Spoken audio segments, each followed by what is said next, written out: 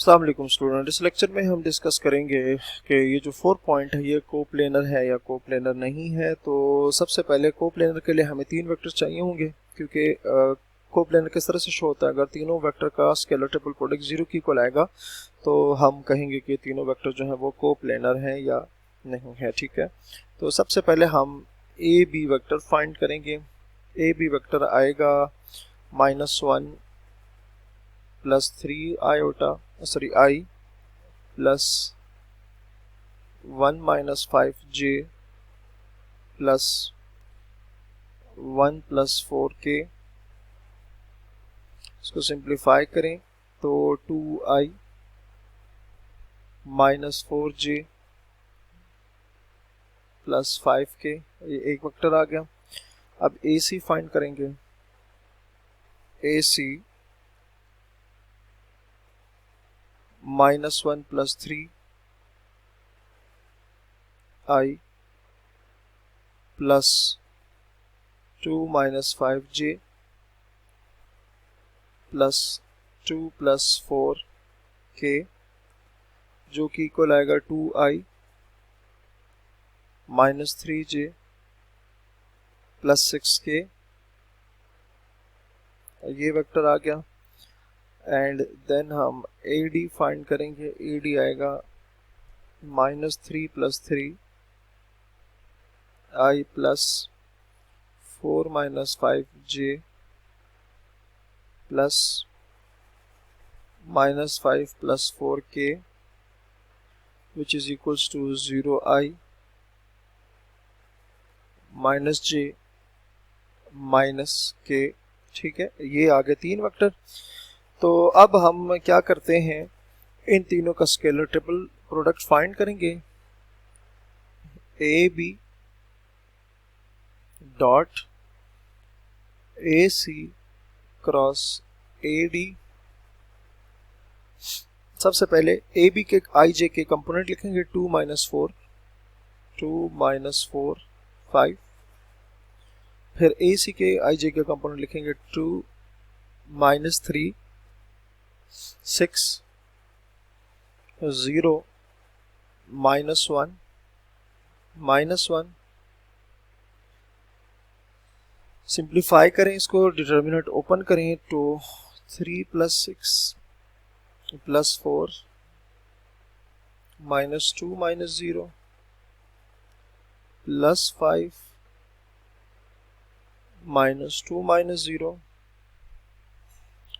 18 -8 -10 0 की इक्वल आ जाएगा। ठीक है, सो जब स्केलर ट्रिपल प्रोडक्ट का आंसर 0 की इक्वल आता है तो हम कहते हैं कि जो A B C and D points है वो क्या है, कोप्लेनर। कोप्लेनर मतलब क्या हुआ कि एक ही प्लेन पर वो लाई कर रहे हैं। तो ये सिंपल यहाँ से आप प्रूव कर सकते हैं कि ये तीनों जो वेक्टर हैं वो क्या हैं, वो कोप्लेनर हैं। ठीक होगी बात। अच्छा जी, नेक्स्ट स्टूडेंट हमारे पास जो टॉपिक है वो है application of vectors in physics and engineering, और फिर हम उसकी कुछ एग्जांपल्स करेंगे। ठीक है, तो नेक्स्ट है जी हमारे पास application of vectors.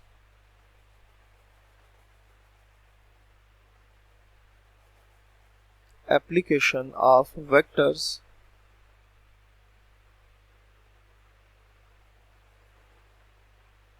In physics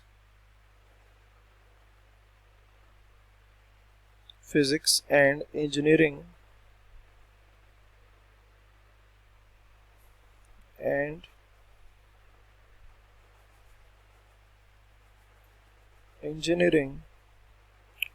और उसमें जो पहला एप्लीकेशन है वो आती है वर्क डन।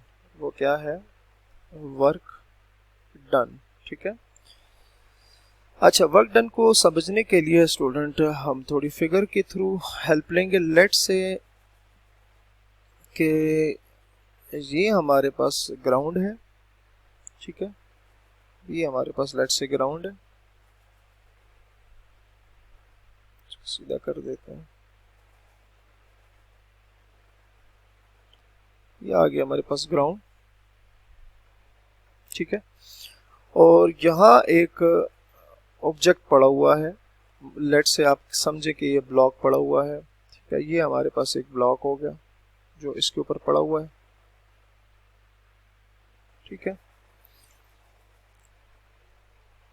ये हमारे पास आ गया और इस पॉइंट को ना हम कह देते हैं कि ये पॉइंट ए है, लेट से, मतलब ये पॉइंट ए है इस बॉडी का, और यहाँ हम कह देते कि यहाँ कहीं पॉइंट बी है, ठीक है। हमने इसके ऊपर फोर्स लगाई, ठीक है, हमने इसके ऊपर क्या लगाई, फोर्स लगाई, तो लेट से बॉडी यहाँ पर आ गई, इस पॉइंट के ऊपर आ गई,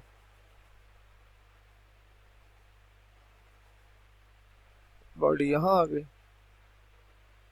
ठीक हो गया, ये इधर आ गई बॉडी, ठीक है। तो यहां पर जब हमने फोर्स लगाई ना, लेट से स्टूडेंट, इस पे ये, ठीक है, ये फोर्स लगाई लेट से हमने, तो फोर्स का एक कंपोनेंट इधर भी बनेगा, ये उसका कंपोनेंट बन गया।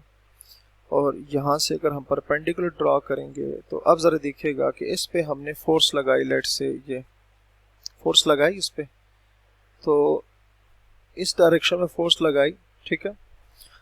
और यहाँ पर एंगल बन रहा है थीटा, यहाँ पर 90 है, ठीक है।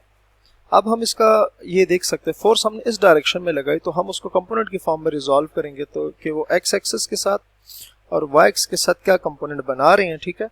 तो ये अगर हम फाइंड करें ना, ये जो आपको कंपोनेंट नजर आ रहा है ये वाला, ठीक है, मतलब ये जो लेंथ है, अगर हम ये फाइंड करें ना, अगर ये लेट से एफ है तो इस पर अगर आप अप्लाई करें तो ये स्टूडेंट बनता है, ये जो आपको नजर आ रहा है ये बनता है एफ कॉस थीटा बनता है, ये क्या बनता है, एफ कॉस थीटा बनता है, ठीक है। और हम कहते हैं कि यहाँ ए से लेकर बी तक जो उसने डिस्टेंस कवर किया है वो क्या है, टोटल डी डिस्टेंस कवर किया हुआ है, ये क्या कवर किया हुआ है, डी डिस्टेंस कवर किया हुआ है, ठीक है। तो अब हम आ जाते हैं वर्क डन के फार्मूले पे। तो वर्क डन क्या है, जरा उस पे फार्मूला पे आते हैं। वर्क डन का फार्मूला ये है, component of force F, component of force F along AB, along AB, ये देख सकते हैं, ठीक है, along AB component of force F, ये आ गया। और मल्टीप्लाई बाय डिस्प्लेसमेंट, डिस्प्लेसमेंट को उसने कितना कवर किया, तो component of force F along AB आपने देखा क्या आ रहा है, वो सामने लिखा हुआ है, वो आ रहा है एफ कॉस थीटा, ठीक होगी बात। और जो डिस्प्लेसमेंट है वो क्या है, ए से लेकर बी तक है, और इस चीज को स्टूडेंट लिखा जा सकता है एफ ए बी लिखा जा सकता है। तो इसको हम इंशाल्लाह यहीं से कंटिन्यू करेंगे। अपना बहुत सारा ख्याल रखिए। अल्लाह हाफिज।